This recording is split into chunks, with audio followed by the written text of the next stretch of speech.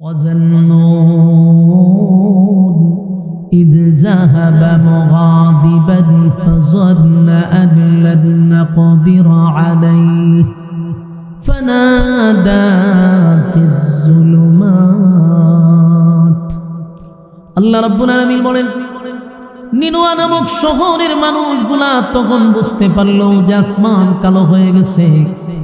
আওয়াজটা বিকট থেকে বিকট হইতে লাগলো। নির্ঘাত আমাদের উপরে গজব আসবে, সেই গজবে আমরা ধ্বংস হয়ে যাব। তাই আমাদের জীবনের সমস্ত ভুলের উপরে আমরা লজ্জিত হয়ে যাই। ইউনুসের রবের উপরে আমরা ইউনুসের রবের কাছে আমরা মাপ চাই। সব নিনওয়া নামক শহরের মানুষগুলা ঘর থেকে বাহির হইয়া জমিন আইসা তারা সেজদায় পড়ে গেছে। সেজদায় পড়িয়া এমন কান্না শুরু করছে আর বলে, মালিক, অন্যায় করছি, অপরাধ করছি, আল্লাহ বুঝতে পারি নাই 40টা বছর আপনার নবী আমাদেরকে নিজের খাইয়া নিজের পয়রা প্রতিদিন দাঁড়ে দাঁড়ে দাঁড়ে আইসা আমাদেরকে কালেমার দাওয়াতটা দিল। আল্লাহ আমরা কালেমার দাওয়াত গ্রহণ করি নাই, উল্টা আপনার বন্ধুর উপরে আক্রমণ করছি, রক্তাক্ত করছি।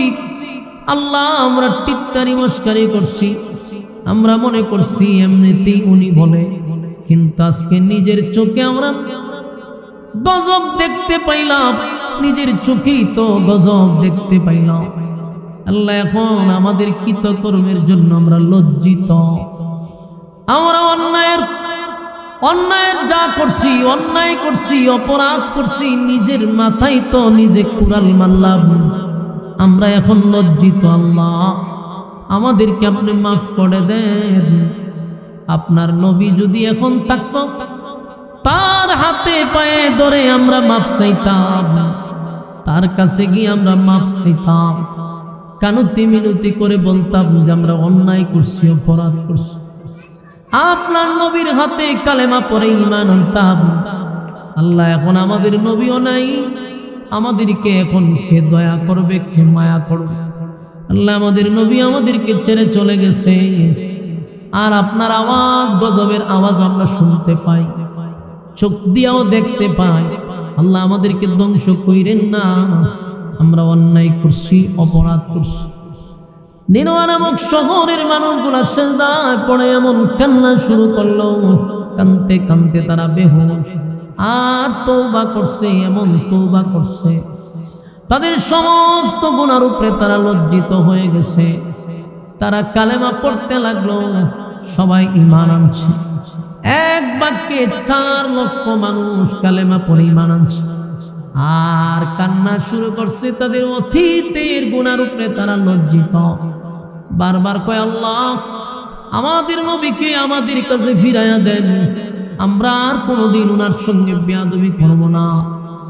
আল্লাহ আমাদের নবীকে আমাদের কাছ থেকে ছিনাইয়া নিয়েন না। কান্না যখন শুরু করছে, আল্লাহ ডাক দেয়া হয়, জিবরাইল রে, গজব দেওয়ার জন্য আমি বলছিলাম, গজব দেওয়ার কথা বলছিলাম। কার উপরে গজব দিব, কারে গজব দিয়ে আমি ধ্বংস করব? যেই নিনওয়া নামক শহরে কিছুক্ষণ আগেও সব পাপিষ্ঠ ছিল, সব নাফরমান ছিল, যাদেরকে আমি গজব দিয়ে ধ্বংস করে দেওয়ার কথা বলছি।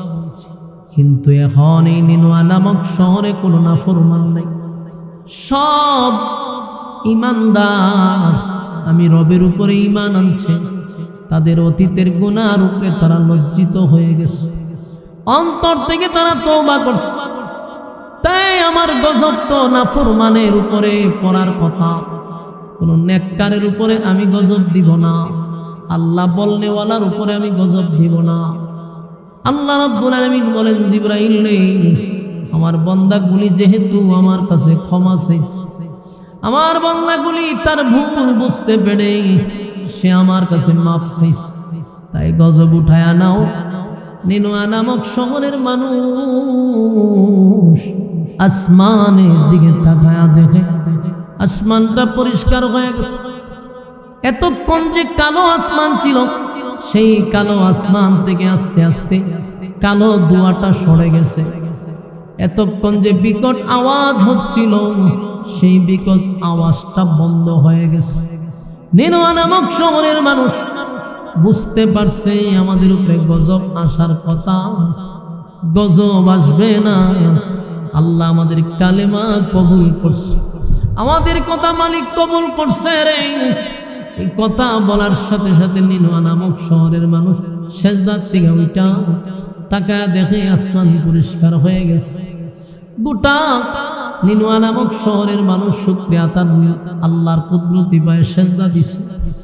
আমার যুবক ভাইরা, এই নিনওয়া নামক শহরটা ধ্বংস হওয়ার কথা, ধ্বংস তো হইল না। আর ইউনুস নবীও এই ব্যাপারে অবগত না।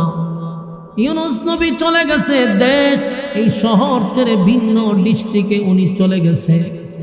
এখানকার অবস্থা কি উনি তো আর জানে না। 3 দিন পরে ইউনুস নবীর ধারণা হলো নিনওয়া নামক শহরে এতদিন ধ্বংস হয়ে গেছে, সব মানুষ হয়তোবা মারা গেছে, সব হয়তোবা ধ্বংস হয়ে গেছে। কারণ নবীরা তো আর গায়েব জানতেন না।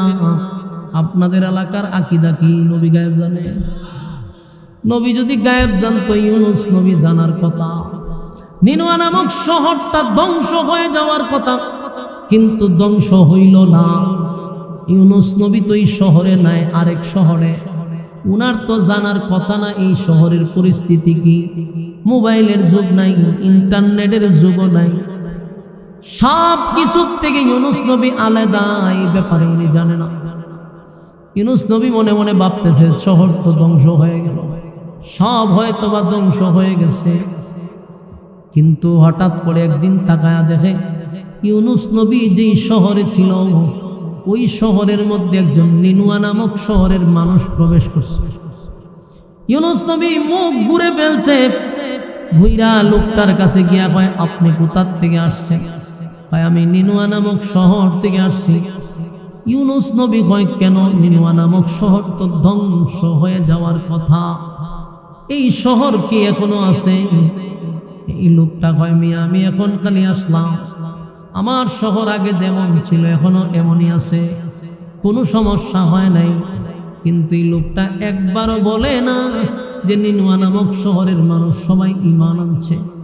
যদি এই কথাটা বলতো তাহলে তো ইউনুস নবী বুঝতে পারতো যে ঈমান আনার কারণে হয়তো বা আল্লাহ গজব দিছে না। এই লোকটাও কিছু বলে নাই, ইউনুস নবীও পরিচয় দেয় নাই। তাই ইউনুস নবী এখন ধারণা করছে সর্বনাশ, যেই জাতির গজব আসবে আসবে বলছি, আমারে কত নির্যাতন করছে, কত রক্তাক্ত করছে, আর এখন আমি নির্যাতনের দিন তারিখ ঠিক করে দিয়ে আসলাম। 10টা দিয়ে দেন, দালান দালান ছিল দিলে যেতে না। আর কেউ আসেনি, আপনারা কইলাম বলে একটা চুপ করে 10টা মিনিট আমার সময় দেন, আমি ছেড়ে দিই। আল্লাহর রাস্তে কথার মনোযোগ নষ্ট জায়গা। বাচ্চা কাচ্চারে 10টা 20টা দিয়ে আগে থেকে ভাড়া দেন বাজারও, তুই এখানে মজা টজা খাক। মাহফিলের ভিতরে আইলে দাদারে ধরবো, আনালে চাচারে ধরবো। এই চাচা দাদা যারা আছেন 10টা বাইর করে লান, বাইর করে দিয়ে দেন। আল্লাহর রাস্তে ভেজাল লাগাই না। আমার যুবক ভাই কথা কি মনোযোগ আছে? আচ্ছা বলেন, ইউনুস নবী কি জানে যে নিনওয়া নামক শহর ধ্বংস হয়েছে না? ওনার ধারণা হলো ধ্বংস হয়ে গেছে, কারণ উনি তার গায়েব জানে না, আর তখন তার মোবাইলের যুগ নাই।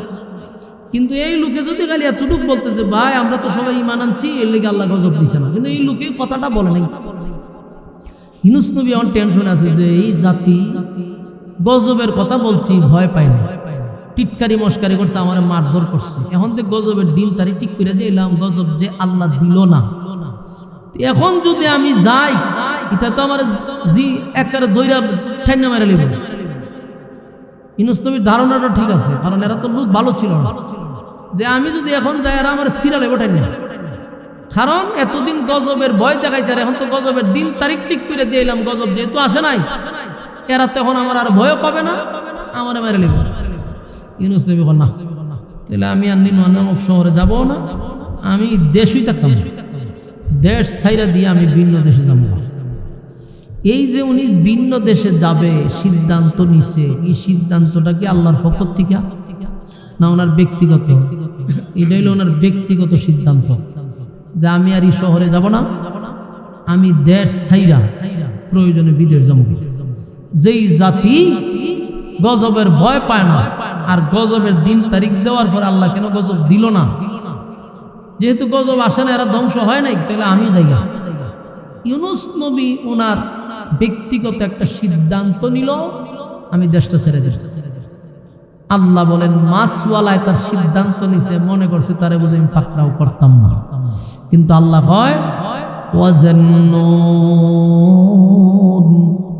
إذ ذهب مغاضبا فظن أن لن نقدر عليه মাছওয়ালা মনে করছে আমি তারে পাকড়াও করব না, মাছওয়ালা মনে করছে তার আমি ধরব না, ছেড়ে দিব না।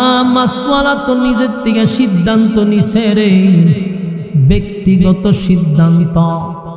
আল্লাহর পক্ষ থেকে কোনো ওহী আসে নাই, কোনো সমাধান আসে নাই, ব্যক্তিগত সিদ্ধান্ত নিছে উনি দেশ ছাইরা বিদেশ চলে যাবে।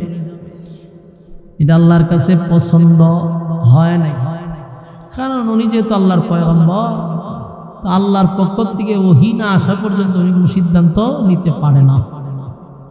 কিন্তু উনি সিদ্ধান্ত নিছে যে না, এই শহরে আর এক মুহূর্ত থাকা সম্ভব না, আমি যাব না। এবং উনি যাবেন না, এটা ওনার সিদ্ধান্ত। উনি করছে কি, ওনার 2 ছেলে আর ওনার বউ, ওনার বিবি 3 জন, আর উনি একজন 60 জন। এই 60 জন দেশ ছেড়ে বিদেশ যাওয়ার উদ্দেশ্যে রওনা দিয়া লাইছে।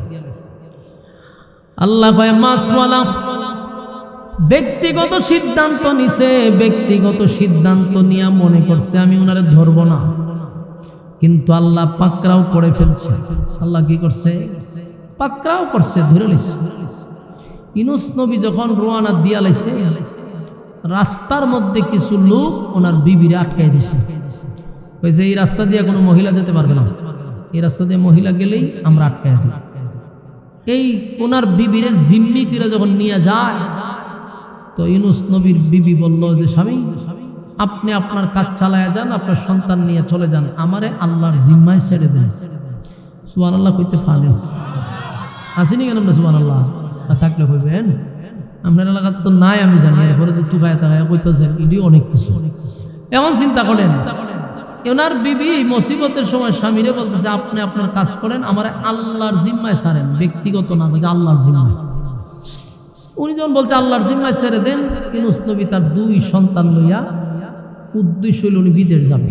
সিদ্ধান্ত এখনো চেঞ্জ করছেন, কিন্তু আল্লাহর পাকড়াও তো বড় ভয়ঙ্কর। কিছুক্ষণ মরুভূমি দিয়া যাইতে যাইতে বহু দূর হাঁটছে, আর তখন তো এক দেশ থেকে আরেক দেশে যাইতে গেলে তার বিমান নাই, এয়ারপোর্ট নাই, দামি গাড়ি নাই, অধিকাংশ হাইটা, আর বাকিটা হইল নদীপথ। লম্বা সফরে হাইটে হাইটে গেছে। তো তখনও জাহাজের প্রচলন ছিল, কিন্তু এখনকার জাহাজে ইঞ্জিল আছে, তখনকার জাহাজে কি ছিল না, ইঞ্জিল ছিল না, জাহাজ ছিল। নদী দিয়া জাহাজ চলতো, কিন্তু ইঞ্জিল নেই, ওইটা পাল দিয়া চলতো, কাপড় লাগাই যে ঠান্ডা বাতাসে। এইভাবে 2 মাস 3 মাস 1 বছর লাগাই এক দেশ থেকে আরেক দেশে যাইতো। ইউনূস নবী চিন্তা করলো এই মরুভূমি পার দিলে তো নদী, বিশাল সাগর, সাগরের পাড়ে গেলে যাত্রীবাহী জাহাজ আছে, জাহাজে উঠা দেশ ছেড়ে বিদেশ যাবো। উনি রওনা দিয়ে দিচ্ছে, বউ নাই, 2টা বাচ্চা লইয়া মরুভূমি পার দিয়া একটা নদীর সামনে গেছে। নদীটা খুব ছোট, নদীতে তেমন কোনো পানিও নাই, মনে করেন আডু পানি। নদীটা পার হইলেই সাগর, আর সাগরের পাড়ে যাত্রীবাহী জাহাজ আছে। ইউনূস নবী চিন্তা করলো নদীটা পার হইলে এরপরে গিয়ে জাহাজ উঠে যাওয়া। নদীর তো পানি নাই, ছোট বাচ্চাটারে খুলে নিছে। নদীটা ফারিবার লেগে ছোট বাচ্চাটারে খুলে নিছে, আর বড় ছেলেটারে বলছে তুই কেন দাঁড়া, এটা নদীর ভারো দাঁড় করাইছে, আর ছোট বাচ্চাটারে খুলে লইয়া নদী পার হবে। যেই নদীত নামছে, নদীটা ছিল না পানি, এখন পানির স্রোত বাইরে গেছে। কোন পানির স্রোত কিতে হইছে? আগে কি স্রোত আসিল? তাহলে এটা কি হইছে? পাকড়াও করছে। আল্লাহ কি করছে?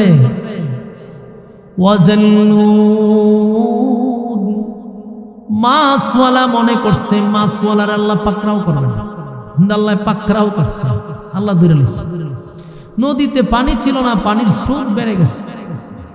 স্রোত কি অস্থির স্রোত, দাঁড়াইবার মতো সুযোগ নাই, এমন বাড়া বাড়ছে উনি আর নিজেরই কন্ট্রোল করতে পারতেছেন।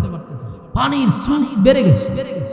এক পর্যায়ে উনি ওনার যে স্কুলে যে বাচ্চাটা ছিল ওই বাচ্চাটার আর ধুই রাখতে পারছে না, পানির স্রোতে ছোট বাচ্চাটারে পানিতে বাসা লিয়ে গেছে। আপনারাই বলেন একটা বাবার কাছ থেকে যদি বাচ্চাটারে টান দিয়ে ভানিয়ে নিয়ে যায় ওই পরিস্থিতিতে বাবার অবস্থা কেমন হবে, ঠিকতে পারবেন? وَظَنُّونَ إِذْ ذَهَبَ مُغَاضِبًا فَظَنَّ أَن لَّن نَّقْدِرَ عَلَيْهِ মাছওয়ালা মনে করছে আমি তারে ছেড়ে দিব, মাছওয়ালা মনে করছে তারে বুঝি আমি ছেড়ে দিব, কিন্তু না, মাছওয়ালারে আমি পাকড়াও করছি, মাছওয়ালারে আল্লাহ ধরে ফেলছে। ব্যক্তিগত সিদ্ধান্ত আল্লাহর কাছে মোটো পছন্দ হয় নাই। মাছওয়ালার ছোট সন্তানটাকে পানির স্রোতে বাসায় আনিস। বাবার কাছ থেকে যদি সন্তানটা হারিয়ে যায় এটা বাবা সারা বোঝার ক্ষমতা নেই। এক বুক ব্যথা লইয়া তাকায়া দেখে যে ছোট সন্তানটারে তো নিয়ে গেল পানিতে। এখন কি করবো, বড়টার লই এখন নদী ফারিতে, নদীর ফার উঠতে বড়টারে বাগে লইয়া দৌড় মারছে। ইন্নালিল্লাহ হইতে না, বড়টারে কিনিয়া দৌড় দিছে, বাগে লইয়া দৌড় মারছে। এখন চিন্তা করেন, ছোট ছেলেটারে নিল পানির স্রোতে বাসাইয়া আর বড়টারে বাগে লইয়া দৌড় মারছে। এখন চিন্তা, কিয়ামতের আলামত, কিয়ামতের আলামত আপনাদের গ্রামও আছে। এই যে লেদা লেদা ফুলা পান এইখানে হারে হারে ভিডিও করে, হ্যাঁ কিয়ামতের আলামত। চিন্তা করেন, আমরা এই সত্য শুরু থাকতে মাঝে সামনে দাঁড়ায় আমরা ডর করছে না, মুরব্বীর কি ভয় লাগছে। আর হেরা পারে না খালি স্টেজে উঠতো হে, আর সুযোগ পেতে আমার আইন যাতে দূরে ছবি তুলে, লক্ষণে তো খারাপ। আমার যুবক ভাইরা, ওয়াজান্নুন إذ ذهب مغاضبا فظن أن لن نقدر عليه فنادى في الظلمات। এখন ছোট ছেলেটারে তো লইয়ে গেল, বড় ছেলেটারে বাগে লইয়া দৌড় মারছে। বলুন তো একটা বাবা কি আর ঠিক থাকতে পারে? দুইটা সন্তান নিয়ে গেল, স্ত্রীটারে মাঝ রাস্তায় আটকায়া দিল। বলুন আল্লাহ কি করছে? পাকড়াও করছে, আল্লাহ ধরে লেছে। আল্লাহ কয় মাছওয়ালা মনে করছে আমি তারে ধরবো না, কিন্তু মাছওয়ালারে তো আল্লাহ ধরে লেছে। ব্যক্তিগত সিদ্ধান্ত, নবী হওয়ার পরে ওহীর অপেক্ষা করার দরকার ছিল, কিন্তু উনি ব্যক্তিগত সিদ্ধান্ত নিছে দেশ ছেড়ে বিদেশ যাবে। এটা কিন্তু উনি গুনাহ করে নাই, আবার এটা ভাববেন না। উনার সিদ্ধান্তটা আল্লাহর কাছে পছন্দ হয়েছে না, এটা হলো ভিন্ন জিনিস। কিন্তু এক দেশ থেকে আরেক দেশে যাওয়া কি গুনাহ নেই, গুনার বিষয় না। আল্লাহর কাছে পছন্দ হয়েছে না যে তুমি আল্লাহর পয়গাম্বর, দেশ ছেড়ে বিদেশ চলে যাবে। সন্তান হারাইলো, স্ত্রী হারাইলো, এবার দিশে হারার মতো হয়ে গেছে। একা একা মন খারাপ, নদী পার হয়েছে। নদী পার হইয়া গিয়া সাগরের ঘরে জাহাজও খারাপ। এই জাহাজ ছিল যাত্রীবাহী মানুষ, যখন গিয়ে জাহাজের ভিতরে সব বইছে, উনিও জাহাজের ভিতরে ঢুকছে। ঢুকার পরে যাত্রী যখন হয়ে গেছে, জাহাজের নাবিক জাহাজ ছেড়ে দিচ্ছে। উনি চুপচাপ জাহাজের ভিতরে বসে রয়েছে, মনটা খারাপ, বউ হারাইছে, সন্তান হারাইছে। জাহাজ তো তার গতি দিয়া চলতেছে চলতেছে, কিন্তু মাঝ সাগরে গিয়া তখন আর জাহাজ যায় না। জায়গা তুই করে এক জায়গাতে খালি ঘুরতেছে, লাগছে নি দরবার। তখন আর জাহাজ সামনে যায় না, এটা জায়গাতে খালি ঘুরে। وَظَنُّونَ إِذْ ذَهَبَ مُغَاضِبًا فَظَنَّ أَن لَّن نَّقْدِرَ عَلَيْهِ فَنَادَى فِي الظُّلُمَاتِ أَن لَّا إِلَٰهَ إِلَّا أَنتَ سُبْحَانَكَ إِنِّي كُنتُ مِنَ الظَّالِمِينَ। মাছওয়ালা মনে করছে তারে আমি পাকড়াও করব না, কিন্তু আল্লাহ তো ধরে লেছে। অন্য জাহাজ সব সময় সোজা যায়, এখন খালি জায়গাতে ঘুরে। তো সমস্ত যাত্রীরা চিল্লাচিল্লি শুরু করছে, কাউমাও শুরু করছে, চেঁচামেচি শুরু করছে যে ঘটনাটা কি। তো এখন সবাই তো আশ্চর্য হয়ে গেছে, আতঙ্কে আছে যে এরকম তো কোনো সময় হয়নি। যার যার চিল্লাচিল্লি শুরু হইল, সবাই যার যার প্রাণ নিয়ে চিন্তায় যে যে কোনো সময় জাহাজ পানির নিচে চলে যেতে পারে। তো ওই যুগের মানুষ তো আর এত প্রযুক্তি আসেন না, কিন্তু আল্লাহ তাদের মাথায় এত মেধা দিছিল, এত মেধা। এরা একটা পরামর্শ সভা বসছে, জাহাজের নাবিক টাবিক যারা আছে, হেলপার টেলপার সব মিললে একটা পরামর্শ করছে যে ঘটনাটা কি। তখন তার ইঞ্জিন নাই যে দেখবো যে কোন নষ্ট হয়েছে। এখন বসে এরা পরামর্শ করতেছে যে কোন কারণে এরকমটা হচ্ছে। দেখেন আল্লাহ তারা কি পরিমাণ মেধা দিচ্ছে। এরা গবেষণা করতে করতে বাড়ি করে দিচ্ছে নির্ঘাত কোন গুলাম তার মালিকের অর্ডার ছাড়া এই জাহাজ উঠছে, আর এই অপরাধে জাহাজ জাগাত ঘুরতেছে। আপনারা এলাকার যদি সুবহানাল্লাহ তাহাতুল হতে পারেন। এটা বাংলাদেশের মধ্যে একটা আশ্চর্য গ্রাম, যেই গ্রাম বক্তা কইয়া দেন গুতা দিয়া এর ভরে গেছে তারা লড়ে। আল্লাহ আপনারা হেফাজত করো গান। আর এগুলার জন্য মাঝে মধ্যে প্রশিক্ষণ দিবেন, কোন জায়গা সুবহানাল্লাহ কোন জায়গা আলহামদুলিল্লাহ শিখবেন। কথা বুঝছেন নি? শিক্ষালাইন শিক্ষালাইন। আমার যুবক ভাইয়েরা এখন চিন্তা করেন এরারে আল্লাহ কি পরিমাণ মেধা দিছে। যদিও এরা বিধর্মী, কিন্তু মেধা ভালো ছিল। কেন জানেন? এদের ব্রেন পরিষ্কার হওয়ার কারণ হলো এরা তো আমরার মতো তো গুনাহ করছে না। আমরা যেই গুনাহ করি এরা কি গুনাহ করছে? বিধর্মী হোক, কিন্তু আমরার মতো গুনাহ নাই। এরা আমরার মতো এত গুনাহ করে নাই। এদের মধ্যে ওই মোবাইলের গুনাহ ছিল না, বাটপারি ছিল না, সিটারি ছিল না, মানুষের জায়গা দখল করা ছিল না, চিন্তায় গুম হত্যা এগুলা কোনো গুনাহই নাই। এরা বিধর্মী, গুণ আল্লাহকে মানে নাই এতটুক, বাকি কোনো গুনাহ চলমান আমাদের মতো গুনাহ নাই। এই জন্য এদের মেধা ছিল মারাত্মক।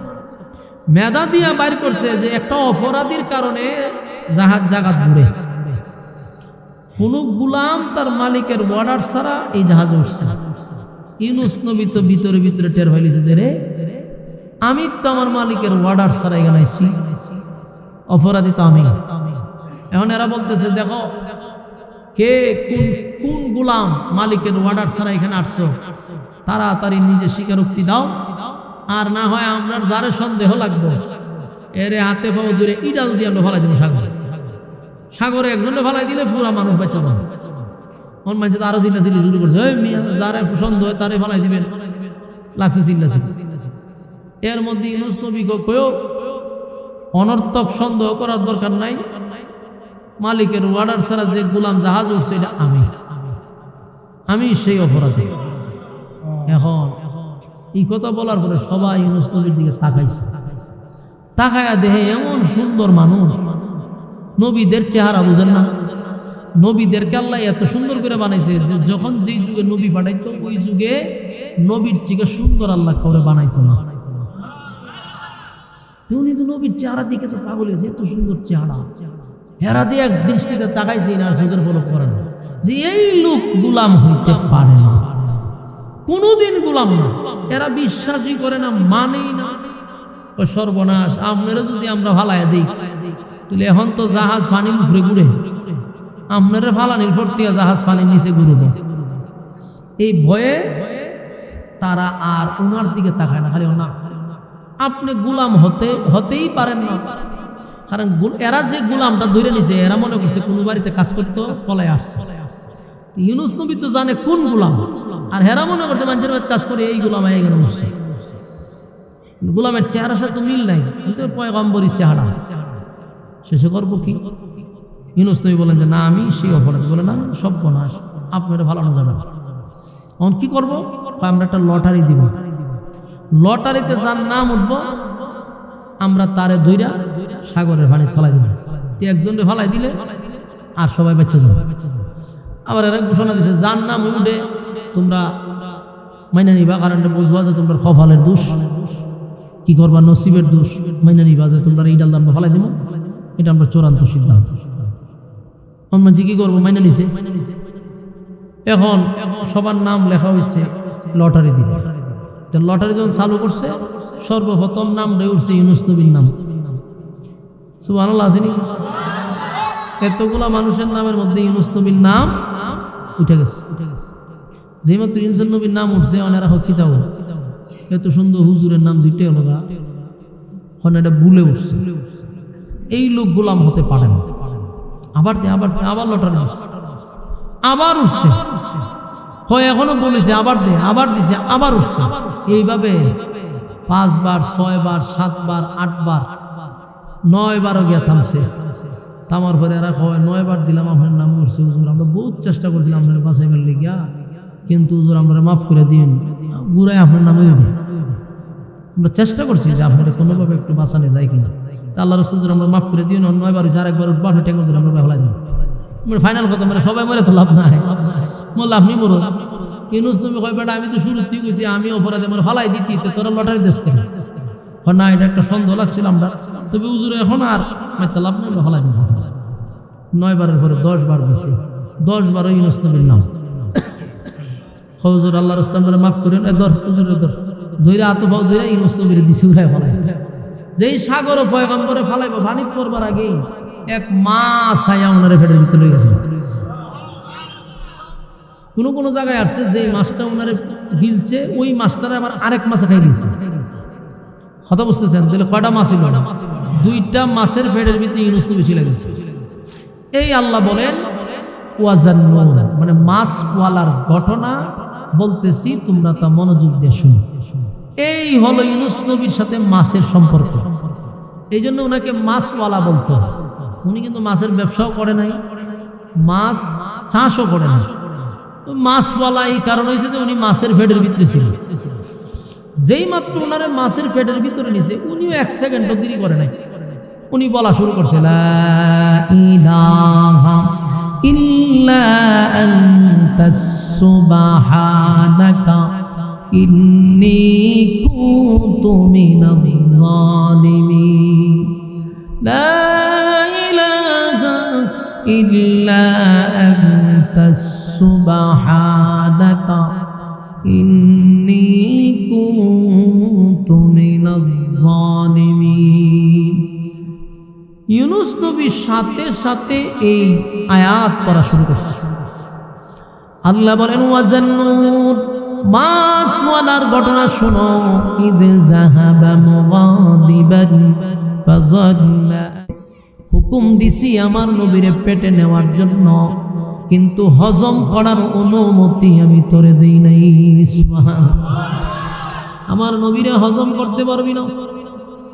আর ইউনুস নবী মাছের পেটের ভিতরে গিয়া কয় লা ইলাহা ইল্লা আনতা সুবহানাকা ইন্নী কুনতু মিনাজ জালিমিন। উনি বুঝতে পারছে আল্লাহ আপনি ছাড়া কোনো মাবুদ নাই, আপনি ছাড়া এখন আর কেউ নাই, আপনি পবিত্র, আমি জালিমদের অন্তর্ভুক্ত হয়ে গেছি। আল্লাহ আমি অপরাধ করছি, আমি আপনার হুকুম ছাড়া বিদেশ যাওয়ার সিদ্ধান্ত নিয়েছি, আমি জালিমদের অন্তর্ভুক্ত হয়ে গেছি, আপনি পবিত্র, আপনি ছাড়া আর কেউ নাই, আপনি ছাড়া আমার কোনো উপায় নাই। এইভাবে যখন আল্লাহর কাছে বারবার বলতে লাগলো লা ইলাহা ইল্লা আনতা সুবহানাকা ইন্নী কুনতু মিনাজ জালিমিন, ইউনুস নবী 3টা অন্ধকারের ভিতরে ঢুকে গেছে। এক হইল মাছের পেটের ভিতরের একটা অন্ধকার, ঠিক না বেঠি? মাছের পেটের ভিতরের অন্ধকার, আবার আরেকটা হলো পানির অন্ধকার, আরেকটা হলো রাতের অন্ধকার। 3 অন্ধকারের ভিতরে ইউনুস নবী ঢুইকা এত বড় মুসিবতের মধ্যে পড়ে উনি শরণাপন্ন হইছে কার? উনি কিন্তু মুসিবতে পয়রা বলে নাই যে বাবা আমার রক্ষা করো, বাবা গো, মা গো, এভাবে কি ডাকছে? আমরা তো মুসিবতে হলে বাবা মা হয়েছিলেন শুনেছিলেন। উনি মুসিবতে মধ্যে পড়ে সাথে সাথে শরণাপন্ন হয়ে গেলেন আল্লাহ, যে আল্লাহ আপনি ছাড়া কোনো মাবুদ নাই, আপনি ছাড়া কোনো ইলাহ নাই, বাঁচানে ওয়ালা নাই, রক্ষা করনে ওয়ালা কেউ নাই। আল্লাহ আপনি পবিত্র, আমি জালেমদের অন্তর্ভুক্ত। আল্লাহ আমি নিজের উপরে জুলুম করছি, আল্লাহ আপনার হুকুম ছাড়া, আপনার সিদ্ধান্ত ছাড়া আমি সীমা লঙ্ঘন করছি। এইভাবে যখন মালিকের শরণাপন্ন হয়ে গেছে, একদিন দুই দিন নয়, হযরত ইউনূস একাধারে মাছের পেটের ভিতরে একাধারে 40 দিন পর্যন্ত এই আয়াত পড়তেছে। সুবহানাল্লাহ। আল্লাহ আপনি ছাড়া কোনো মাবুদ নাই। আল্লাহ আমি অন্যায় করছি, অপরাধ করছি, আপনি পবিত্র, আমার রক্ষা করেন। আল্লাহ তখন ডাক দেয়া কয়, ইউনূসের কথা আমি শুনছি। ইউনূস আমার শরণাপন্ন হয়েছে, মুসিবতের মধ্যে পড়ে ইউনূস আমারে ডাকছে। তাই আল্লাহ বলেন, ফাস্তাজাবনা লাহু ওয়া নাজ্জাইনাহু মিনাল গাম। আল্লাহ বলেন আমি ইউনূস যখন মুসিবতে পড়ে আমারে ডাকছে, আমি তার ডাক শুনছি। শুধু শুনছি তাই নয়, কঠিন থেকে কঠিন মুসিবত থেকে আমি আল্লাহ তারে অক্ষত অবস্থায় হেফাজত করছি। বলুন তো দেখি, মাছের পেটের ভিতরে কেউ গেলে কি আর বাঁচে? মাছের পেটের ভিতরে ঢুকলে কেউ বাঁচতে পারে? সাপের পেটের ভিতরে ঢুকলে বাঁচে? তাহলে মাছের পেটের ভিতর থেকে বাঁচার কথা না। আল্লাহ কয় আমি ইউনূসের ডাক শুনছি, শুধু তাই না, ইউনূস রে সেখান থেকে আমি উদ্ধার করছি। মাছের পেটের ভিতরে এমন ব্যথা সৃষ্টি করছে রে, মাছ উগলাইতে সাগরের পারাইসা ইউনূস নবীরে উগলাইয়া ছেড়ে দিচ্ছে। ইউনূস নবীরে উগলাইয়া ছেড়ে দিচ্ছে। ইউনূস নবীরে ছেড়ে দিল। আল্লাহ কয় আমি ইউনূসের কথা শুনছি। ইউনূসরে আমি অক্ষত অবস্থায়, সুস্থ অবস্থায় ইউনূসরে আমি বাঁচাইয়া দিচ্ছি। সুবহানাল্লাহ। দীর্ঘদিন ধরে তো মাছের পেটের ভিতরে বাতাস লাগে নাই, সব কিছুর থেকে উনি বঞ্চিত। এমনি সুস্থ কিন্তু শরীর দুর্বল, ওইটা দাঁড়াইতে পারে না। আল্লাহ মরুভূমির মধ্যে 2টা খেজুর গাছের ব্যবস্থা করছে। ও ভর্তি খেজুর ফাঁকা, নিচে পড়ে ইউনূস নবী উঠতে খারিব শক্তি নেই, এই খেজুর মুখে দেয়, খায়। সাগরের পানি না লবণাক্ত, আল্লাহ মিষ্টি পানিরও ব্যবস্থা করে দিচ্ছে। মিষ্টি পানি আসে, মিষ্টি পানি খায়, মিষ্টি পানি খায় আর খেজুর খায়। এইভাবে আস্তে আস্তে আস্তে উনি সুস্থ হইতেছে। আল্লাহ ওনারে সুস্থ করে তুলছে। কিন্তু উনি বুঝতে পারছে উনি যে ভুল করছে। উনি বলছে যে আমার সিদ্ধান্তটা মোটেও ঠিক হয় না, এটা উনি বুঝতে পারছে। মাছের পেটের ভিতরে গিয়ে বলছে, আল্লাহ আমি জালেমদের অন্তর্ভুক্ত হয়ে গেছি, আপনি পবিত্র, আল্লাহ আপনি ছাড়া কেউ নেই, আপনি আমাকে হেফাজত করেন, আপনি ছাড়া এখন আর কেউ নেই। তে আল্লাহ ওনার উদ্ধার করছে। উদ্ধার করার পরে উনি নিজে বুঝতে পারছে যে আমার সিদ্ধান্তটা ঠিক হয়েছে না, আমি আল্লাহর সিদ্ধান্তের অপেক্ষা করা দরকার ছিল, আমার ব্যক্তিগত সিদ্ধান্ত নেওয়া ঠিক হয় না। এই জন্য আল্লাহ ওনারে পাকড়াও করছে। কতগুলো পরীক্ষার সম্মুখীন, সন্তান হারাইছে, স্ত্রী হারাইছে, নিজে মাছের পেটের ভিতরে 40 দিন, ঠিক না? এখান থেকে শিকার আছে, মাছের পেটের ভিতরে গিয়া উনি কার শরণাপন্ন হয়েছে? আমরাও মুসিবতে পড়লে কার শরণাপন্ন হব? আমরা সাথে সাথে আল্লাহর শরণাপন্ন হব। আপনারা এখান থেকে শিখবেন, কোনো পীর ফকিরকে তখন ডাকবেন না, সব বনস করে নেবেন।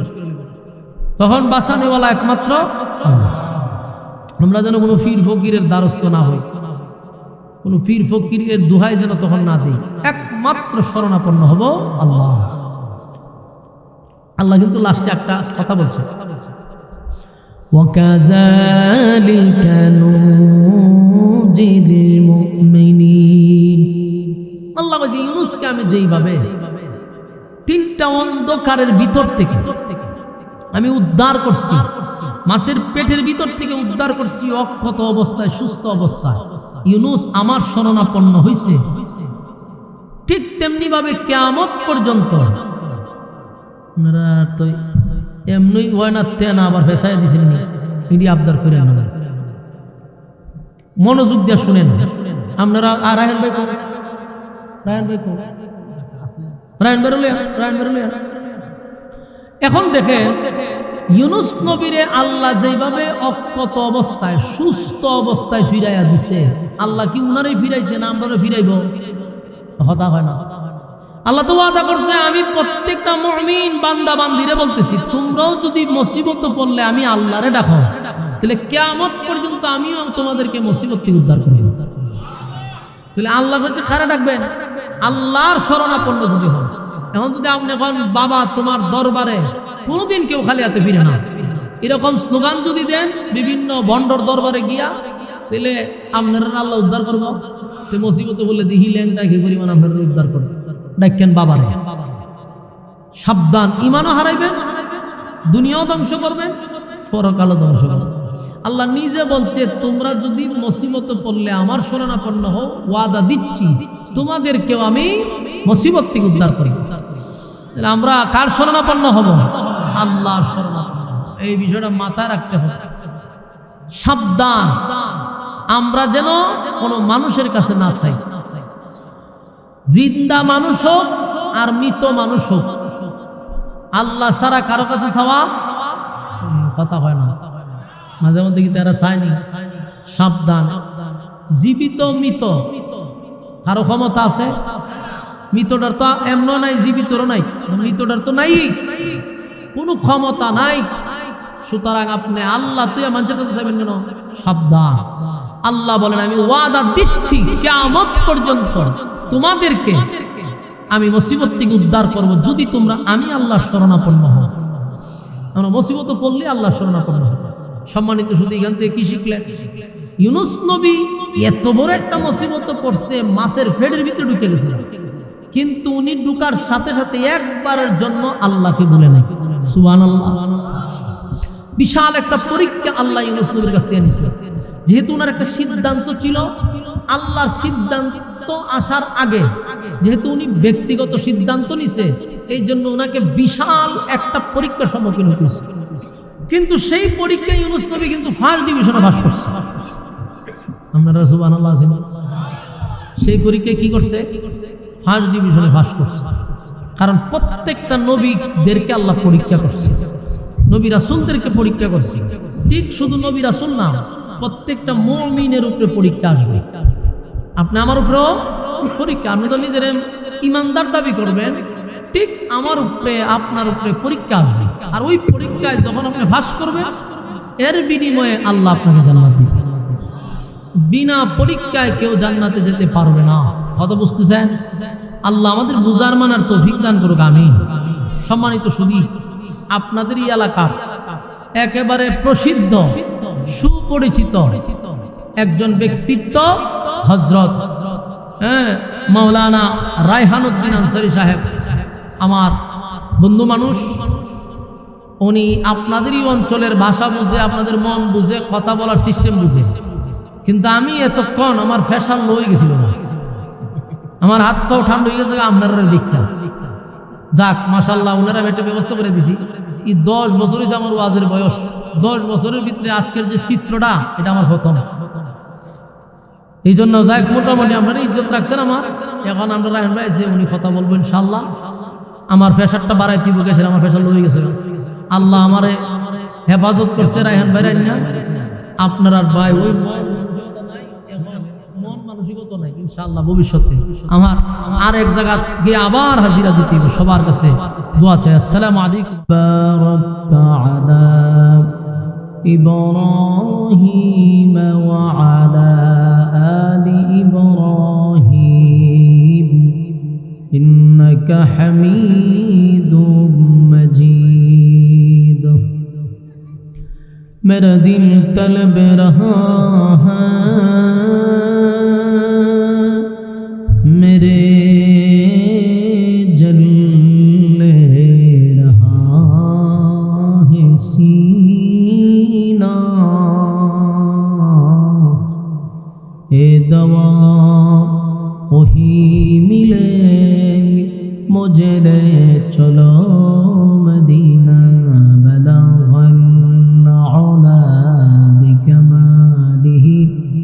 كشفت تجا بجماله حسنت جميع خصاله।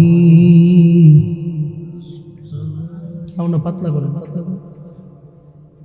জিকিরে বাতিল কো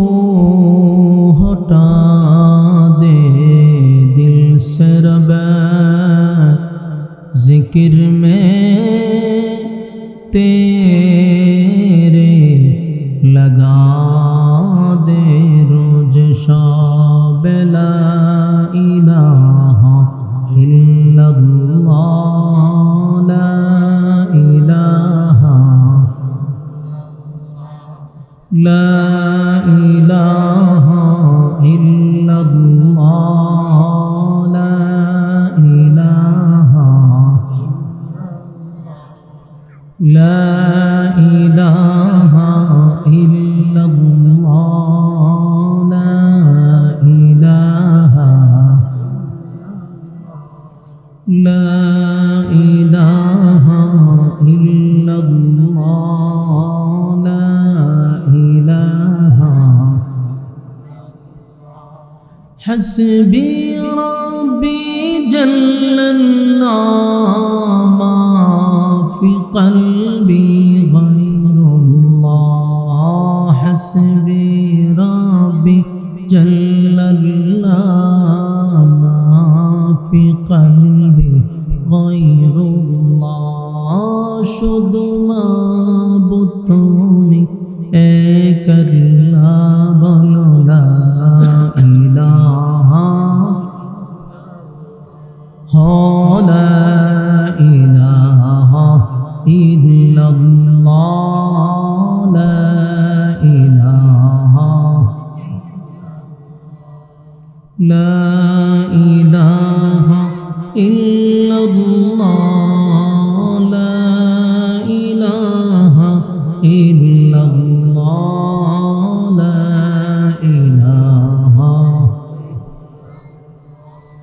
লা ইলাহা ইল্লাল্লাহ মুহাম্মাদুর রাসূলুল্লাহ সাল্লাল্লাহু আলাইহি ওয়াসাল্লাম।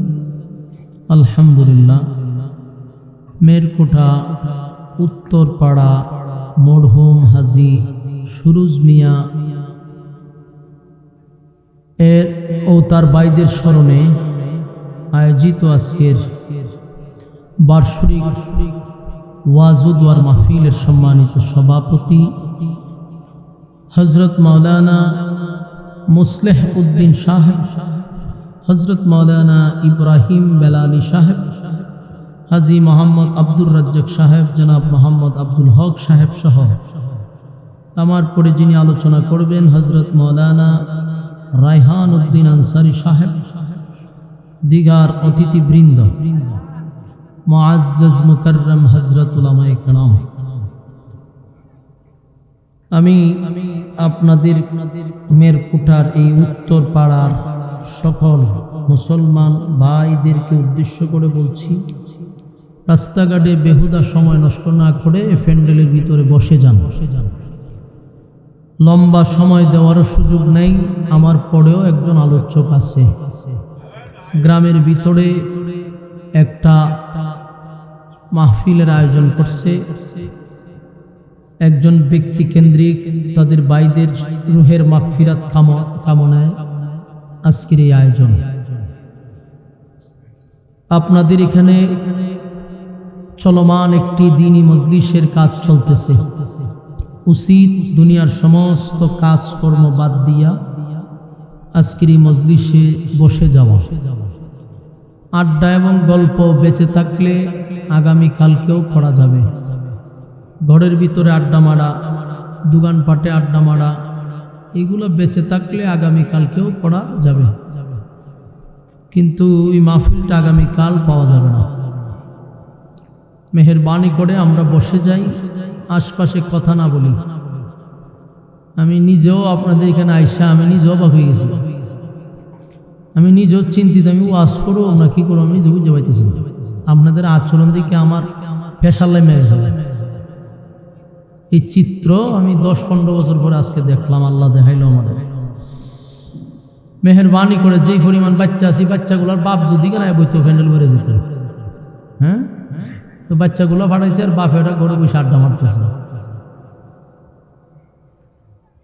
প্রোগ্রামটা তো আমি দিচ্ছি আপনাদের আন্তরিকতার কারণে, অতিরিক্ত রিকোয়েস্টের কারণে, মহব্বতের কারণেই দিচ্ছি। প্রোগ্রাম দেওয়ার পরে যদি আমার এই চিত্র দেখতে হয় তাহলে একটা আলোচকের জন্য অত্যন্ত দুঃখজনক। এজন্য আপনাদের উচিত প্যান্ডেলের ভিতরে বসে যাওয়া, এই আড্ডা গল্প বাচ্চা থাকলে কালকে করতে পারবেন। এমন একটি দ্বীনি মজলিস, বরকতি এক মজলিস, এটা বাদ দিয়ে আপনাদের জায়গায় জায়গায় আড্ডা চলতেছে, গল্প চলতেছে। কত বড় কপাল পোড়া হইলে এমন একটা মাহফিল তৈয়া আপনারা আড্ডায় ব্যস্ত। আপনাদের এলাকাতে মুরব্বীও নেই, গ্রাম মুরব্বীরাও কি আড্ডা মারে? সব একতালের মুরব্বীরা তো অন্তত প্যান্ডেলের ভিতরে বসার কথা। জোয়ান জানে মরতো না, এরা সিদ্ধান্ত হইলে আমরা মরবো না, সব বুড়া মরবো। বুড়ারাও যদি চিন্তা করে আমরাও মরতাম না, তো মহা সমস্যা। বৈশা যান, বৈশা যান, মেহেরবানি করে প্যান্ডেলের ভিতরে বসুন। আগামীকাল যদি আপনারা আজরাইলে না ধরে তাহলে ইনশাল্লাহ আপনারা আগামীকালকে আবার এইভাবে আড্ডা গল্প করতে পারবেন। আর যদি আজরাইলে ধরে লাই তো সারছে, মেহেরবানি করে প্যান্ডেলটার ভিতরে বসেন, বাচ্চাদেরকে প্যান্ডেলের বাহিরে নিয়ে যান। আল্লাহর হস্তে এটা কোনো মাহফিলের পরিবেশ না। আপনারা আমার একটা মাহফিলের পরিবেশ করে দেবেন।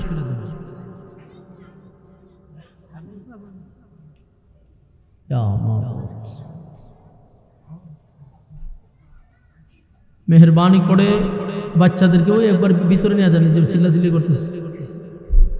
আপনারা প্যান্ডেলে বসেন আর না বসেন, কিন্তু বাচ্চাদেরকে ঘরে নিয়ে যান, চিল্লাচিল্লি যাতে না করে। বসেন বসেন, মেহরবানি করে বসেন। আপনারা যদি প্যান্ডেলের ভিতরে নাই বসেন তা আমার এখানে দাওয়াত দিয়ে আনলেন, আমি চিন্তা করে পাইতেছেন কোন দরকারে এত আয়োজন করার কি দরকারটা ছিল? আমি আসলাম এত দূর থেকে, আর আপনারা ঘর থেকে বাইরে এখান পর্যন্ত আসতে পারতেছেন না, তো মাহফিলটা কেন করাইলেন? আল্লাহর হস্তে গল্প বাদ দিয়া, আড্ডা বাদ দিয়া প্যান্ডেলের ভিতরে চলে আসেন। জীবনের শেষ মাহফিল তো হতে পারে, ঠিক না? শেষ মাহফিল হইতে পারে, এটা তো আশ্চর্যের কিছু না। শেষ মাহফিলও হতে পারে। এই জন্য আমরা দুনিয়ার সমস্ত কাজকর্ম বাদ দিয়ে আমরা প্যান্ডেলের ভিতরে বসি। আল্লাহ তাআলা আমাদেরকে তৌফিক দান করুক, সকলে বলে আমিন। আল্লাহ যাদেরকে ভালোবাসে, মহব্বত করে, এরাই দ্বীনি মজলিসে বসতে পারে। আর আমাদেরও ভুল হয়, আমরা আসলে জাগার নাম শুনলে তো প্রোগ্রাম রাখি, এটা আসলে ওইভাবে স্পটে আইসা দেখা, লোক দিয়া জানা শোনা করা, এগুলো আসলে আমাদেরও দরকার। আমরা যদি জানা শুনে এইভাবে রাখতাম তাহলে আজকে এই দৃশ্যটা দেখতে হইতো না। তো মেহেরবানি করে, যেহেতু আইসেই পড়ছি, পরিস্থিতির শিকার, আপনারা বসলে আমার কথা বলার উৎসাহ, আগ্রহ তৈরি হবে। মেহেরবানি করে, মেহেরবানি করে আমরা বসে যাই। আল্লাহ যাদেরকে ভালোবাসে, মহব্বত করে, ওই সমস্ত বান্দাদেরকে দ্বীনের কাজে লাগায় রাখে।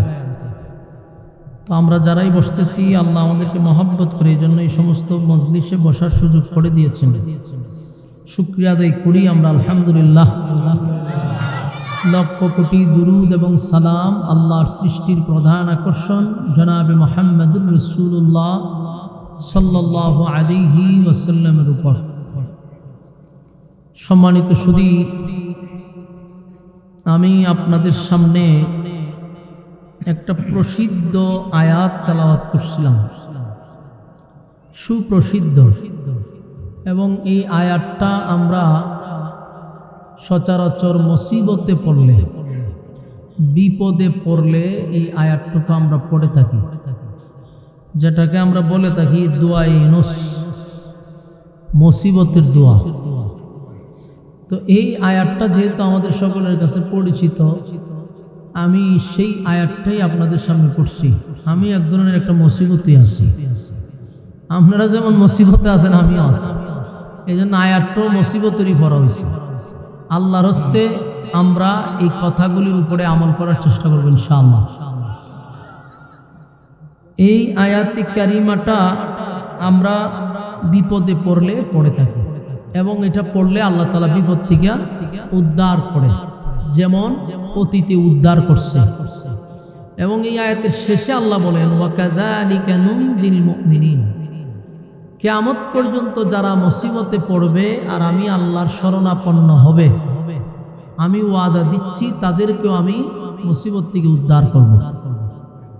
তাহলে আল্লাহ আমাদেরকে এটাও বলে দিছে যে যদি তোমরা মুসিবতে পড়লে আমার শরণাপন্ন হও, তাহলে আমি ওয়াদা দিচ্ছি তোমাদেরকে আমি মুসিবত থেকে উদ্ধার করব।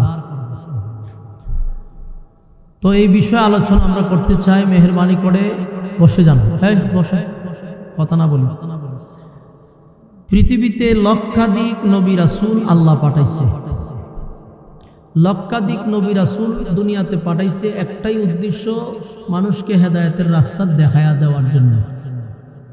হেদায়েতের মালিক বানায়া কোনো নবীর আল্লাহ পাঠাইছে না। প্রত্যেক নবী আসছে শুধু মানুষকে হেদায়েতের রাস্তা দেখায়া দেওয়ার জন্য। এই ধারাবাহিকতায় প্রায় লক্ষাধিক নবী রাসূল পাঠাইছে। এই লক্ষাধিক নবী রাসূলের মধ্যে 2 জন নবী ছিল যারা দিন প্রচার প্রসার করতে গিয়া মায়ের খায় নাই, গালি শুনে নাই।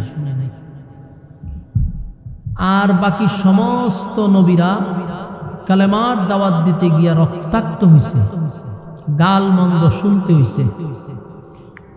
তাহলে এই 2 জন নবী শুধু গালিও শুনে নাই, মায়েরও খায় নাই। আমাদের নবী হলো সমস্ত নবী রাসূলগণের মুকুট, সমস্ত নবীদের নবী, সমস্ত রাসূলগণের রাসূল নবী মুহাম্মদুর রাসূলুল্লাহ সাল্লাল্লাহু আলাইহি ওয়াসাল্লাম। আমার নবী পর্যন্ত কালেমার দাওয়াত দিতে গিয়া রক্তাক্ত হয়েছে, মায়ের খাইছে। শুধু মায়ের খায় নাই, গালিও শুনছে। তো আল্লাহ রাসূল সাল্লাল্লাহু আলাইহি ওয়াসাল্লাম মায়েরও খাইল, গালিও শুনল। তাহলে কোন নবী শুনে নাই? এর মধ্যে 1 নাম্বার যিনি মায়েরও খায় নাই, গালিও শুনে নাই, হযরত আদম আলাইহিস সালাতু ওয়াস সালাম। বলুন উনি কি মায়ের খাইছে? মায়েরও খায় নাই, গালিও শুনে নাই। প্রশ্ন হলো কেন? কারণ উনি প্রথম মানুষ, প্রথম নবী। মানুষ থাকলেন না ওনারা গালি দিত, মানুষ থাকলেন না ওনারা মারত। ওনাকে যে সময় আল্লাহ পাঠাইছে আর কোনো মানুষ আসছিল? মানুষও নাই, গালিও নাই, মাইরও নাই। এই জন্য উনি গালি শুনে নাই, মাইর খায় নাই। 2 নম্বর আরেকজন নবী ছিল, ওনার নাম হলো হযরত সুলাইমান আলাইহিস সালাতু ওয়াস সালাম। উনি গালিও শুনে নাই, মাইরও খায় নাই। প্রশ্ন হইল ওনার সময় কি মানুষ ছিল না? ওনার সময় প্রচুর মানুষ ছিল, কিন্তু ওনারা কেউ মারেও না, গালিও দেয় না। এটার কারণটা কি? কারণ হইল উনি ছিল গোটা পৃথিবীর বাদশাহ, একটা রাজ্যের বাদশাহ না। চীন, জাপান, আমেরিকার মতো একটা রাষ্ট্রের বাদশাহ নয়, একটা রাষ্ট্রের প্রেসিডেন্ট না। আসমানের নিচে যত জায়গা, সুলাইমান নবীর বাদশাহী তত জায়গা। দেখেন তো আপনার মেরকুটারি সিভার মধ্যে সুবহানাল্লাহ আছে না? আছে। আর থাকবো কই থেকে? লক্ষণ খুবই খারাপ। আপনার এলাকার মুরব্বীরার ভিতরে পর্যন্ত ভয় নাই, ঠিকানে ওয়াজ আমি করে খিদা পাবো। আমি সারা জীবন ঘুরছি, সারাটা 64 জেলায়। এরকম চিত্র আমার 10 বছরের ভিতরে আমার চোখের সামনে পড়ছেও না। আর মাহফিলে যদি নাও মানুষ থাকে, তখন মুরব্বীরা থাকছে। কিন্তু আপনার এলাকার মুরব্বীরাও খুব ব্যস্ত, যার যার ব্যস্ত নিয়ে আসে। মেহেরবানি করে মুরব্বীদেরকেও বলবো আপনারা ঘরের আর না বসে থেকে প্যান্ডেলে চলে আসে। সম্মানিত সুধী, তো সুলাইমান আলাইহিস সালাতু ওয়াস সালাম আসমানের নিচে যত জায়গা আল্লাহ ওনার এই পরিমাণ বাদশাহী দিছে। এখানে সুবহানাল্লাহ কোন যায়, এইটি শিখবেন, এটি কিছু শিখা দরকার। কোনানো সুবহানাল্লাহ, কোনানো নাউজুবিল্লাহ মাঝে মধ্যে শিখবেন। ওয়াজ মাহফিলও যাইবেন, তো অভ্যাস করতেই বতো। আপনারা 50 বছর ভিসায় আছেন, এগুলো শিখতেই। একজন নবীরে আল্লাহ গোটা পৃথিবীর রাজত্ব দিছে, এইটা আশ্চর্য না? তা আশ্চর্যজনক কথা শুনলে কি বলবো? এটি বলতেই। এখানে যদি খেলা হইতো, একটা গোল কেউ করতো, আপনারা কি বইলা দেওয়া লাগতো যে গোল নাইচ দিয়া দি 3টা লাভ দিয়ে ঘুরে যেতেন না? তো এইটা তো বুঝেন যে এই সময় গোল ফোন লাগে। আর আশ্চর্য কথা শুনলে সুবহানাল্লাহ বলতে হবে, কারণ আল্লাহর পয়গম্বর হইয়া গোটা পৃথিবী রাজত্ব করছে, এটা চারটিখানি কথা না। আরো আশ্চর্য হবেন, শুধু উনি পৃথিবী রাজত্ব করছে বিষয়টা এমন না, উনার নিয়ন্ত্রণে বাতাস ছিল। আজ উন্নতর যুগে, প্রযুক্তির যুগে বাতাসকে নিয়ন্ত্রণে নিতে পারছে, টাম্পে পারছে, পুতিনে পারছে, কেউ পারে না। কিন্তু সুলাইমান নবীর নিয়ন্ত্রণে বাতাস ছিল। যত বড় বাদশাহী হোক আর যত বড় প্রেসিডেন্টই হোক, বাদশার কথা কি জিন্নাতে শুনে? ডোনাল্ড ট্রাম্পের কথা জিনে শুনবো? সুলাইমান নবীর কথা জিনে শুনত, বাতাসে শুনত, এমনকি পিপিলিকার সাথে উনি কথা বলতো। তাহলে আল্লাহ তাআলা ওনারে আলাদা একটা যোগ্যতা দিছিল, আলাদা একটা পাওয়ার দিছিল। 2 নম্বর হলো, উনারে আল্লাহ গোটা পৃথিবী ভ্রমণ করার জন্য, এখন তো যত উন্নত যুগে নিজস্ব হেলিকপ্টার বিমান আছে, দ্রুতগতি বিমান, সারা পৃথিবী ভ্রমণ করা যাবে। ওই সময় তার বিমান টিমান ছিল না, আল্লাহ প্রদত্ত একটা কুদরতি বিমান আল্লাহ সুলাইমান নবীরে দিছে। তবে ওই সময়ের বিমানে যেই পরিমাণ যাত্রী বহন করত, কিয়ামত পর্যন্ত এত বড় বিমান আর এই পৃথিবীতে কেউ বানাইতে পারবে না। এখন যে এত উন্নতর যুগ, এত প্রযুক্তির যুগ, কিন্তু এখন পর্যন্ত গোটা পৃথিবীতে একটা বিমান নাই যেই বিমানে 15,000 যাত্রী বহন করতে পারে। এখনো বানাইছে না। একসাথে 15,000 যাত্রী বহন করতে পারে এমন বিমান পৃথিবীতে এখন আবিষ্কারই হয় না। আর আজ থেকে 3 থেকে 4,000 বছর আগে, কত বছর আগে? 3 থেকে 4,000 বছর আগে সুলাইমান নবীর আল্লাহ যে বিমান দিছিল, সেই বিমানে যাত্রী বহন করত প্রায় 1 লক্ষ। এই এখন বুঝছেন যে সুবহানাল্লাহ কম লাগবো, যাক এই অভ্যাস হয়ে যাবো। 1 লক্ষ যাত্রী বহন করত সেই বিমানে। আর এত টেকনোলজিক যুগে, এত উন্নতির যুগে, এত প্রযুক্তির যুগে, এত প্রতিযোগিতা চলতেছে, কার থেকে কে বেশি উন্নত করবে, কে বেশি প্রযুক্তি তৈরি করবে, কোন দেশ কোন দিকে উন্নত করবে, এত কিছু নিয়ে গবেষণা চলতেছে। কিন্তু 15,000 যাত্রী বহন করবে, এইরকম মেধা এখনো পৃথিবীর কারো হয় নাই, পারছে না। হয়তো সর্বোচ্চ 20,000 পর্যন্ত যাইতে পারে, কিন্তু এখনো এটা করে না। কিন্তু হাজার হাজার বছর আগে 1 লক্ষ যাত্রী বহন করত। সুবহানাল্লাহ। এখন আসুন, ওই বিমানে ছিল না কোনো ইঞ্জিন, ওই বিমানে নাই পেট্রোল, নাই অকটেন, এটা চলতো মূলত বাতাসের মাধ্যমে। সুবহানাল্লাহ। তেল পানি কিচ্ছু লাগে না, কারণ বাতাসটা তো ওনার নিয়ন্ত্রণে, তাই এটা বাতাসের উপর দিয়ে উঠত। পৃথিবীর এক প্রান্ত থেকে আরেক প্রান্ত সুলাইমান নবী চলে যেত, 1 লক্ষ যাত্রী বহন করত। আর ওনারা আল্লাহ যে বাহিনী দিছিল, পৃথিবীর শুরু থেকে কোনো বাদশাকে বাহিনী আল্লাহ দেয় নাই। পৃথিবী কিয়ামত পর্যন্ত এরকম বাদশাহী আল্লাহর কাউরে দিবে না, অতীতেও দেয় নাই, ভবিষ্যতে সুলাইমান নবীর মতো বাদশাহী আল্লাহ কাউরে দিবে না। যেমন ওনার বাহিনীর মধ্যে 3টা বাহিনী ছিল, একটা ছিল জিন, আর একটা ছিল পক্ষীকুল, বলতে পাখিরা ছিল ওনার বাহিনী, জিন্নাত ছিল ওনার বাহিনী, মানুষ ছিল ওনার বাহিনী। আমাদের দেশের প্রেসিডেন্ট হোক আর ডোনাল্ড ট্রাম্পই হোক, বাহিনী কিন্তু একটা, হলো মানুষ, ঠিক না? আর সুলাইমান নবীর বাহিনী জিনও আসিন, মানুষও আসিন, পাখিরাও আসিন, সেনাবাহিনী ছিল।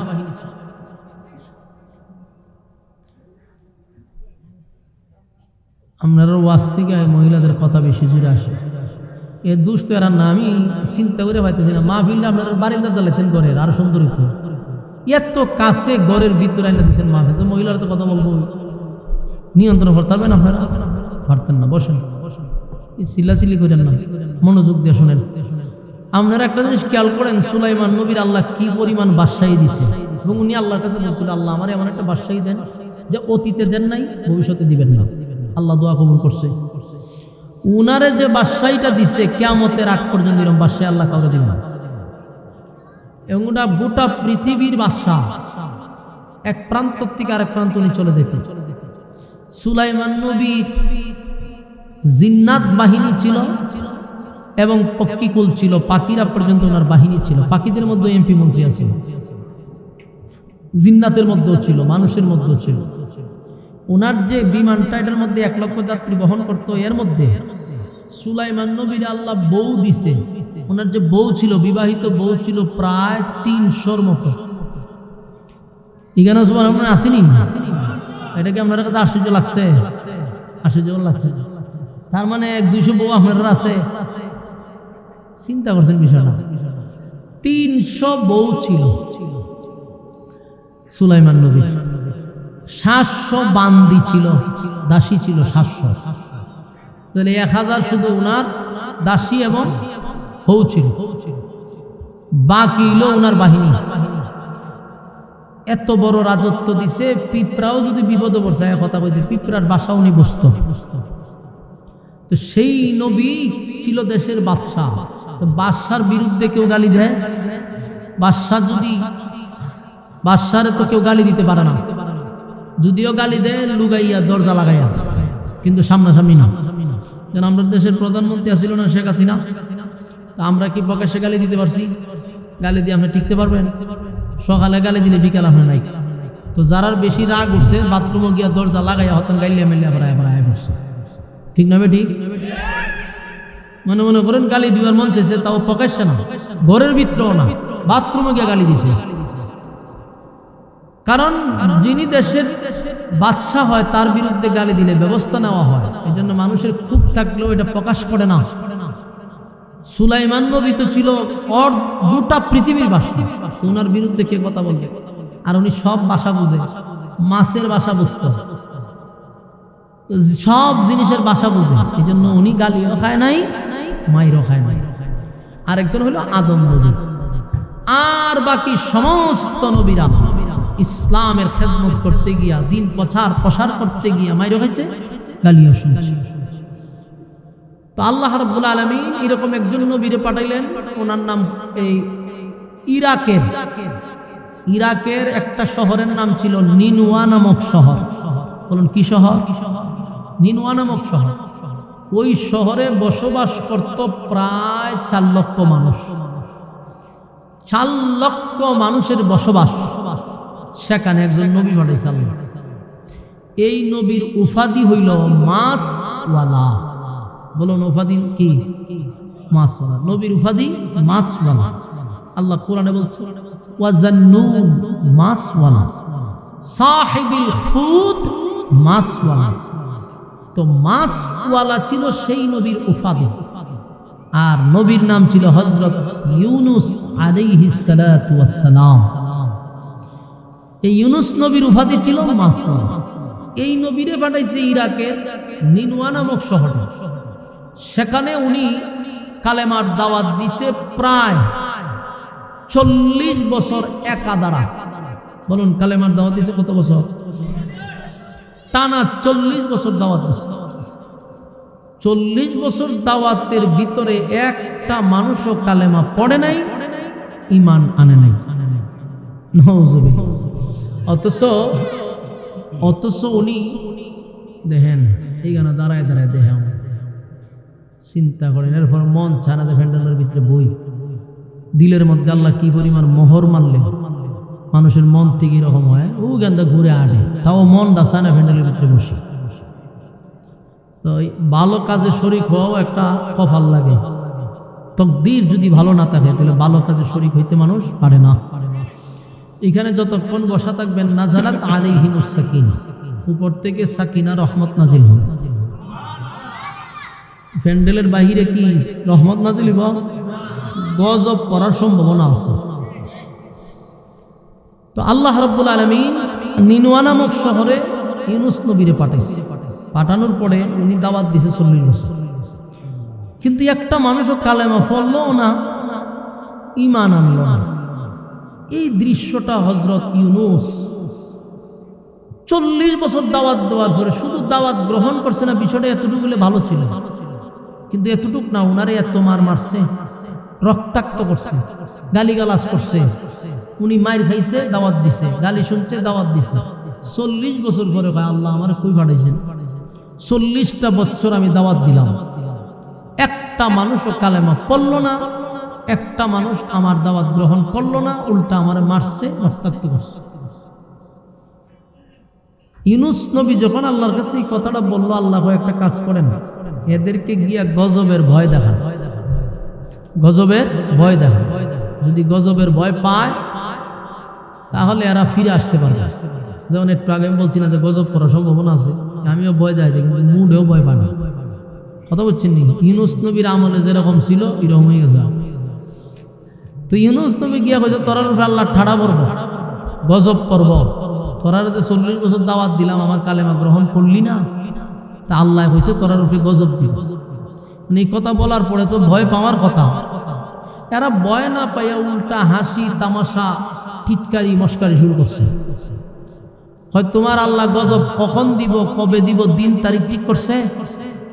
নাউজুবিল্লাহ। তাহলে গজব তো ভয় পাইলই না, উল্টা বলতেছে দিন তারিখ ঠিক হয়েছে নি, গজব দিয়ে আসবে, দিন তারিখ ঠিক করে আমাদেরকে জানাও। ইউনূস নবী হয় ইন্না লিল্লাহি, এত বছর দাওয়াত দিলাম, গজবের ভয় দেখাইলাম, উল্টা হয় দিন তারিখ ঠিক হইলে আমরা জানাই।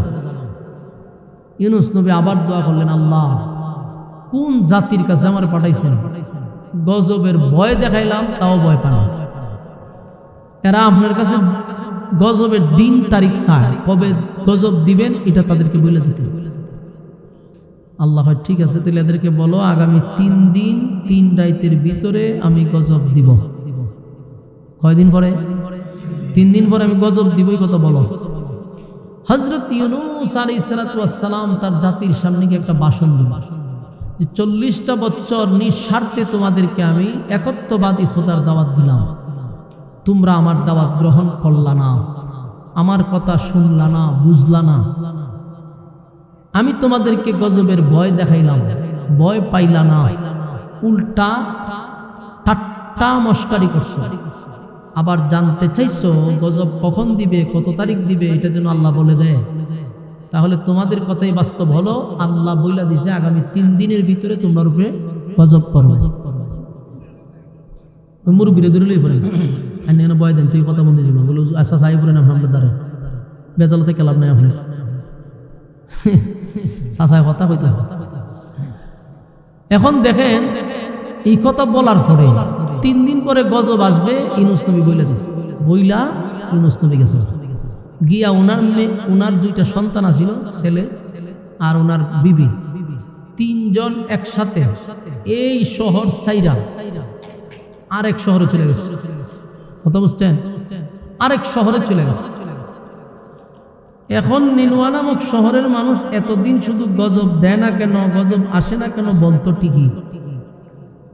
এখন যখন ইউনূস নবী বলছে আগামী 3 দিনের ভিতরে ঠাড়া পড়বো তোদের উপরে, এখন তারা একটা চিন্তা করছে যে গজবের দিন তারিখ তো ঠিক কইরা আমাদের দিয়া দিছে, আমরা তো এতদিন হাসি তামসা করছি, ঠিক আছে, মনে করো ধরে নাও যদি গজব আইসাই পড়ে, তাহলে আমাদের করণীয় কি, আমাদের কি করা দরকার?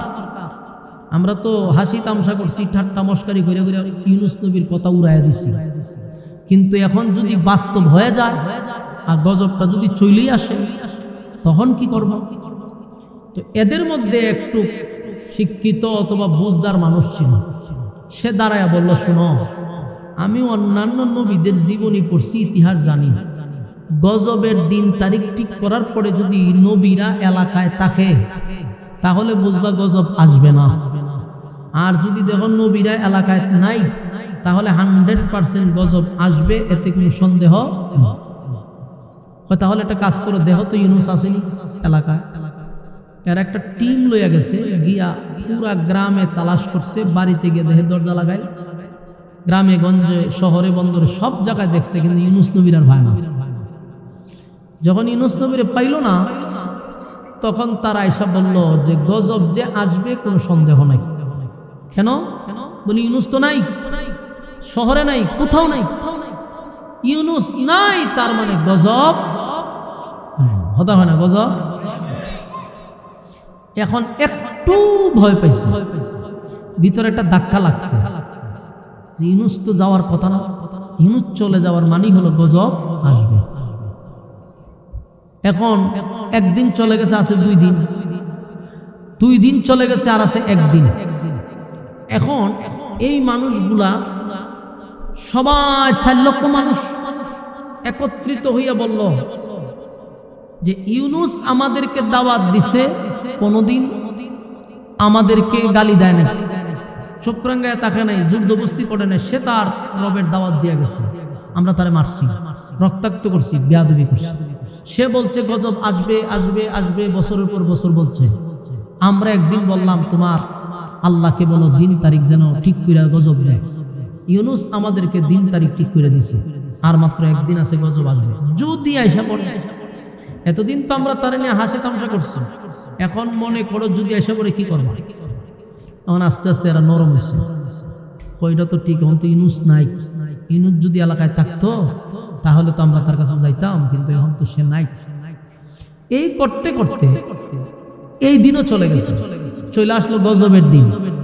যেদিন গজব সেই দিনটা চলে আসছে। সকালে ঘুম থেকে উঠেই দেখে আসমানের কালার পরিবর্তন হয়ে গেছে। বলুন আসমানের কালার কি হয়েছে? পরিবর্তন হয়ে গেছে। এমনি আমরা আকাশ দেখি সবসময় সবুজ, ঠিক না? এখন এটার কালার হয়ে গেছে কালো, কালো, ভয়ঙ্কর কালো, যেটা দেখলে ভয় পাওয়ার কথা। নিনুয়া নামক শহরের মানুষ এখন বুঝতে পারছে যে রে গজব তো আইসা পড়ছে, গজব তো চলে আসতেছে, আকাশের রং তো কালো হওয়ার কথা না। এখন তারা লইরা সইরা বসছে, চিৎকার শুরু করছে, কান্নার রুল পড়ে গেছে যে এতদিন আমরা ইউনূসকে চিনতে পারি নাই, এখন তো ইউনূসের কথাটাই সঠিক হলো, গজব তো আমরা দেখছি, এখন কি করা যায়? তো এদের মধ্যে একজনে বলল, শোনো, আমি আগেই বলছিলাম যে নবীরা গজবের কথা বইলা এলাকায় থাকে না, উনিও নাই, তার মানে গজব আসবে।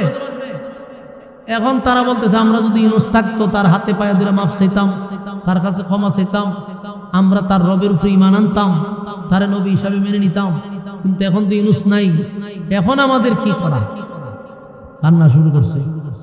শুধু আকাশ কালো হয় নাই, একটা আওয়াজও শুরু হয়েছে। আওয়াজটা যত যায় বিকট থেকে বিকট হয়, যত সময় যায় বিকট থেকে বিকট হয়। এই বিকট থেকে বিকট আর অন্যদিকে আকাশের রং পরিবর্তন, দুইটাই তাদের ভিতর কাঁপায়া দিছে, ভিতর কাঁপায়া দিছে।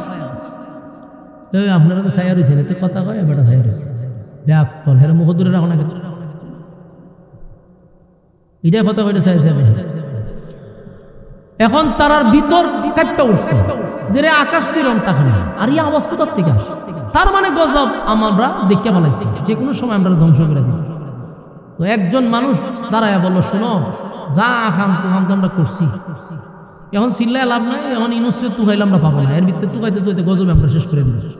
না, আমাদের যেটা করা দরকার, আমরা ইউনূসের রবের কাছে চলো মাপ চাওয়া শুরু করি, আমাদের জায়গার থেকে আমাদের ভুল স্বীকার করি, আমরা যতটুকু পারি গজব আসার আগ পর্যন্ত আমরা ধ্বংস করে দেয়, তাও আমরা যেন ওনার কাছে মাপ চাইতে চাইতে ধ্বংস হয়ে যায়। আমরা ভুল করছি, অন্যায় করছি, কথা বুঝতেছে? আল্লাহ বলতেছে তোমরা মাছওয়ালার ঘটনা শোনো।